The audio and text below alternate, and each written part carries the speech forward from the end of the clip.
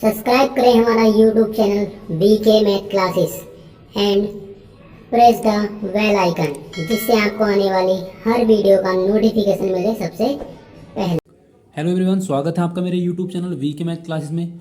इस वीडियो के अंदर मैं आपको बताऊंगा कक्षा 12 का रसायन विज्ञान का पेपर जो सन 2023 की परीक्षा में हुआ था यूपी बोर्ड के अंदर।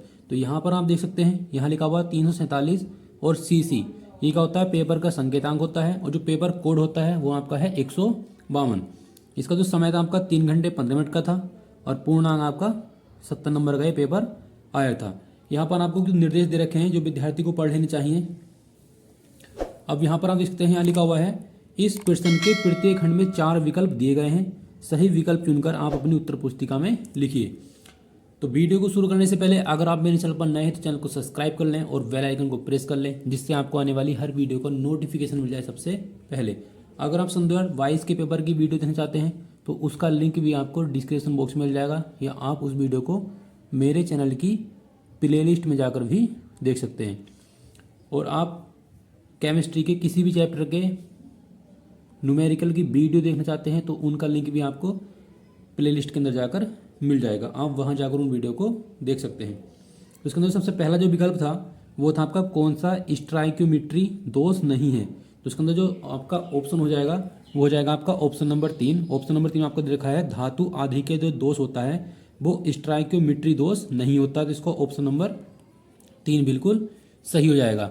नेक्स्ट क्वेश्चन आपका था 180 ग्राम जल में मोलों की संख्या कितनी है। तो 180 ग्राम जल के अंदर जो मोलों की संख्या होगी वो आपकी कितनी हो जाएगी, 10 हो जाएगी। मोलों की संख्या हम किस तरह से निकालते हैं, आपकी जो मात्रा दी हुई है 180, इस 180 को हम क्या करेंगे, जल के अणुभार से, जो आपको जो अणुभार निकल के आएगा 18 H2O से अणुभार निकाल देंगे। तो 180 को हम भाग करेंगे 18 से, तो आपको कितना आ जाएगा, आपका 10 आंसर आ जाएगा। तो इस प्रकार से हम निकालते हैं अणुओं की, मतलब मोलों की संख्या। तो आपका जो अगला विकल्प था वो था आपका शून्य कोटि की अभिक्रिया। ये आपको समीकरण दी हुई है और हमें बताना है कि इनमें से कौन सी शून्य कोटि की अभिक्रिया है। तो इसका आपका ऑप्शन नंबर 2 बिल्कुल सही हो जाएगा। अगर आप प्रथम कोटि, द्वितीय कोटि या तृतीय कोटि का समीकरण हम किस प्रकार से सिद्ध करते हैं उस वीडियो को देखना चाहते हैं तो उसका लिंक भी आपको डिस्क्रिप्शन बॉक्स में मिल जाएगा, या आप उस वीडियो को मेरे चैनल की प्लेलिस्ट के अंदर भी जाकर देख सकते हैं।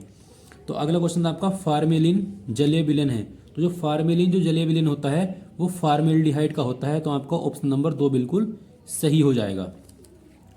क्वेश्चन नंबर आपका 5 था एमाइड से एमीन बनाने में प्रयुक्त अभिकर्मक क्या होता है। तो अगर हम एमाइड से एमीन बनाएंगे तो हमें प्रयोग करना पड़ेगा Br2 और KOH, ये वाला हमें अभिकर्मक प्रयोग करना होगा। अब हम देखते हैं क्वेश्चन नंबर जो 6 था इसका बहुविकल्प में, ग्लूकोज या एल्डिहाइड टोलेन अभिकर्मक से क्रिया करके क्या बनाता है। तो ग्लूकोज जब एल्डिहाइड टोलेन से अभिकर्मक के रूप में क्रिया करता है तो ये आपको बनाता है रजत दर्पण, यानी कि इसका आपका ऑप्शन नंबर बी बिल्कुल सही हो जाएगा, AG। अब ये आपके 6 क्वेश्चन थे जो आपके विकल्प के रूप में आए थे। तो इस टाइप का जो पेपर है आपका सन 2024 की परीक्षा में भी पूछा जाएगा। अब यहाँ पर आप देख सकते हैं, यहाँ आपके जो क्वेश्चन नंबर 2 है ये सभी आपके क्या है, 2-2 नंबर के क्वेश्चन पूछे गए हैं। इसमें जो आपको क्वेश्चन नंबर 2 का पहला है, जब किसी घनीय जालक के केंद्र पर स्थित परमाणु विकर्ण पर उपस्थित अन्य 2 परमाणुओं के संपर्क में हो तो घनीय जालक की संकुलन क्षमता की हमें गणना करनी है। वैसे चैप्टर नंबर 1 में है, तो यहाँ पर जो चैप्टर नंबर 1 है वो कट गया है 2024 के लिए, तो ये वाला क्वेश्चन आपका एग्जाम में नहीं आएगा। ये वाला क्वेश्चन आपका एग्जाम में आ सकता है। इसमें हमें निकालना भार अनुक्रमांक भार अनुसार 30% ग्लिसरॉल, यहाँ पर ग्लिसरॉल का फॉर्मूला है कि जलीय विलयन में ग्लिसरॉल के मोल की अंश की हमें गणना करनी है। और आपको दे रखा है डेनियल सेल के लिए मानक इलेक्ट्रोड विभव का हमें मान दे रखा है 1.1 वोल्ट।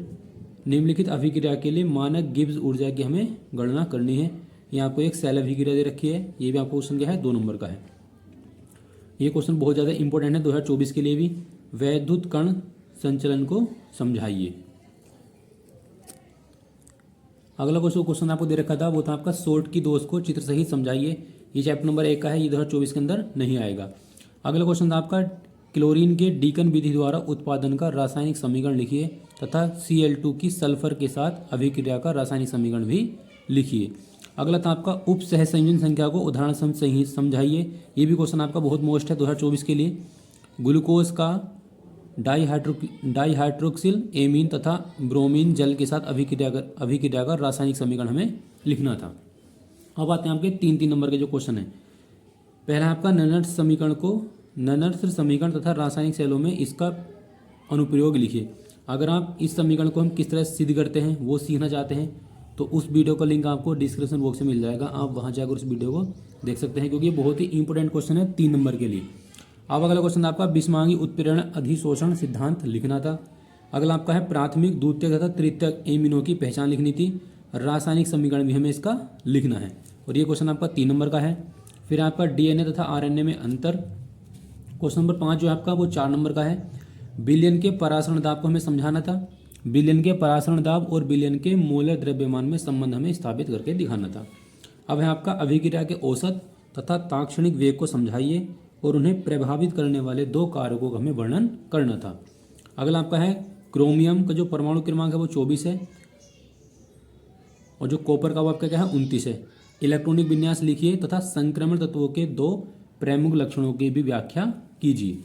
अगला था आपका उप सहसंयोजन यौगिक में क्रिस्टल क्षेत्र सिद्धांत यानी कि CFT को समझाइए तथा इसकी सीमाओं को लिखिए।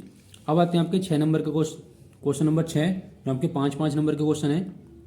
क्या होता है जब, ये आपको केवल समीकरण देनी है कि सोडियम एजाइड को हम गर्म करते हैं तो लिथियम को नाइट्रोजन के साथ गर्म करते हैं तो क्या होता है। मतलब इस तरह के क्वेश्चन आपको एग्जाम में पूछे जाएंगे 5 नंबर के।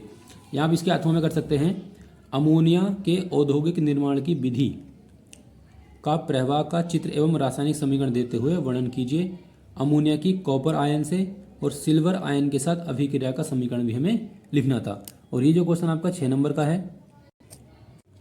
अब नेक्स्ट आपको दे रखा है निम्नलिखित के लिए रासायनिक समीकरण लिखिए। कोलंबिया अभिक्रिया क्या होती है, इसके लिए हमें समीकरण देनी है। राइमर टीमन अभिक्रिया, फिनोल का ऑक्सीकरण करते हैं तो क्या होता है। विलियमसन समीकरण वो संश्लेषण, मेथनॉल को औद्योगिक निर्माण। तो या तो आप ये वाला क्वेश्चन कर सकते हैं 5 नंबर के लिए, या इसके अथवा में आपको दे रखा है एल्कीन के अम्ल उत्प्रेरित जल योजन का रासायनिक समीकरण एवं क्रियाविधि का हमें लिखना था। आपको ये वाला क्वेश्चन करेंगे 3 नंबर मिलेंगे, यहाँ देख सकते हैं आप 3 नंबर का क्वेश्चन है। उसके नीचे आपको दे रखा है प्राथमिक तथा द्वितीयक एल्कोहलों की पहचान करने हेतु रासायनिक समीकरण लिखना था। अब आता है क्वेश्चन नंबर आपका 7। क्वेश्चन नंबर 7 का पहला आपका क्लोरीन एक इलेक्ट्रॉन अपनयक समूह होते हुए भी क्यों एरोमेटिक इलेक्ट्रॉन रागी प्रतिस्थापन अभिक्रिया के आर्थोपैरा निर्देश समूह के रूप में कार्य करता है। अब इसके नीचे आपको दे रखा है निम्नलिखित पर आपको टिप्पणी लिखनी है। बुल्टज फिटिंग अभिक्रिया क्या होती है, इसके ऊपर आपको टिप्पणी लिखनी है। फिर आपका सैंडमायर अभिक्रिया क्या होती है और इसके अथवा में आपको दे रखा है हेलो एरिनो की नाभिक रागी प्रतिस्थापन अभिक्रियाओं में अनुनाद प्रभाव को समझाइए। उसके नीचे आपको दे रखा था हेलो एल्केन के दो धातुओं से अभिक्रिया के रासायनिक समीकरण आपको लिखने थे। और 6 क्वेश्चन आपको दे रखा था इसमें कि निम्नलिखित पर हमें टिप्पणी लिखनी थी। एल्डिहाइड एवं कीटोन में एल्डोस व क्रॉस एल्डोट संघनन पर टिप्पणी लिखनी थी।